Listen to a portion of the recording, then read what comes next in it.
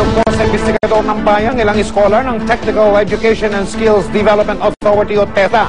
Ang reklamo nila, natapos na ang kanilang kurso, hindi pa rin ibinibigay sa kanila hanggang ngayon ang kanilang allowance at pati na ang training certificate. Wala rin. Yan ang inimbestigahan ni Ivan Mayrina.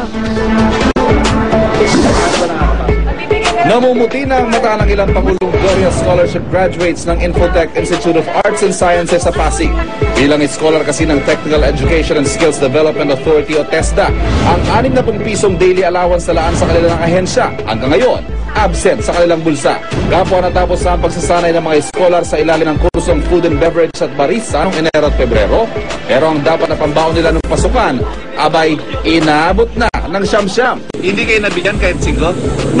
Nung March 10 po, pinakuha po kami, 300 pesos lang po yung binigay nila. First 100% pa po yung binigyan nila. Wala ka nakuha kahit ano? Wala po. 700 pisong allowance sa laan sa ilalim ng kursong barista, habang 2,520 pesos naman ang sa food and beverage.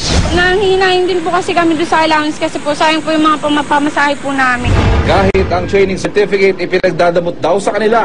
Nakabal ko rin po yung certificate lang po para po makapag-apply po ng trabaho. Kahit certificate na makuha ko, wag na yung pera. Aming sinadyang Infotech Institute of Arts and Sciences sa Pasig para linawin ang isyong ito. Hindi nagpaundak ng panayan ng eskwelahan pero nagbigay sila ng paliwanag sa sulat na ito sa amin. Ayon sa Infotech, sa TESDA raw nang gagaling ang allowance na ibinibigay nila sa mga eskola. Pero hanggang ngayon daw, wala pang ibinibigay sa kanilang pera ang TESDA. Tungkol naman sa di nila pagbibigay ng training certificate, may inaayos lang daw sila sa training assessment ng mga estudyante pero i-release din naman daw nila mga ito. Ating imbestigahan mula mismo dito sa TESDA. Saan nga ba napunta ang pondong nakalaan bilang allowance ng mga scholar nila? For the whole year, nabigyan ng allocation na 5.6 billion pesos from the President. It was estimated that we will be able to assist and help 809,000 people with this fund. Kinukulang daw ng pondo ang TESDA kaya nagkakaberya. More than 1 million na yung naka-avail pala ng scholarship. And so medyo may kakulangan dun sa budget. Pero sa ngayon naman daw, may kaukulong aksyon ng TESDA hinggil sa problema. Babayaran naman sila pagka na-release na sa amin yung request namin from DBM.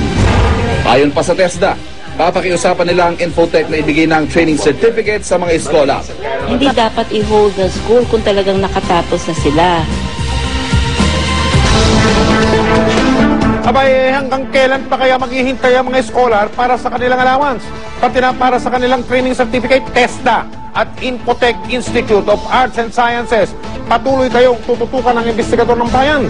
At habang hindi nyo tinutupad ang inyong pangako, hindi namin kayo tatantanan.